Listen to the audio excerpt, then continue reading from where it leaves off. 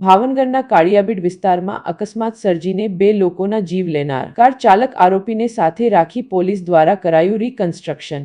કાળિયાબીડ વિસ્તારમાં પૂરપાટ ઝડપે કાર ચલાવીને પોલીસ પુત્રે 4 જેટલા લોકોને અડફેટે લીધા હતા, જેમાં એક યુવાનનું ઘટના સ્થળે તેમજ એક મહિલાનું સારવાર દરમિયાન મોત થયું હતું। અકસ્માત સર્જનાર યુવાન સામે મનુષ્યવધની કલમનો ઉમેરો કરી ધરપકડ કરવામાં આવી હતી, ત્યારે કાર ચાલક હર્ષરાજસિંહ ગોહિલ નામના આરોપીને સાથે રાખી પોલીસ દ્વારા રિકન્સ્ટ્રક્શન કરવામાં આવ્યું હતું।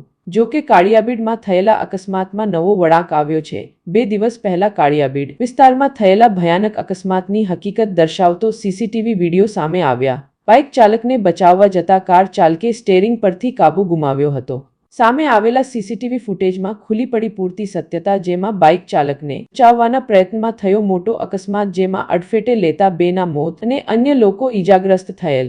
એવું પણ બહાર આવ્યું છે કે અકસ્માત કરનાર યુવક પોલીસ પુત્ર છતાં પિતાએ લાફા થપાટ કરીને પોલીસ સ્ટેશનમાં હાજર કર્યો હતો। યુવક પાસેથી લાયસન્સ અને તમામ કાયદેસરના ડોક્યુમેન્ટ પણ મળી આવ્યા છે। હવે અકસ્માતની વધુ પોલીસ તપાસ બાદ સંપૂર્ણ સત્ય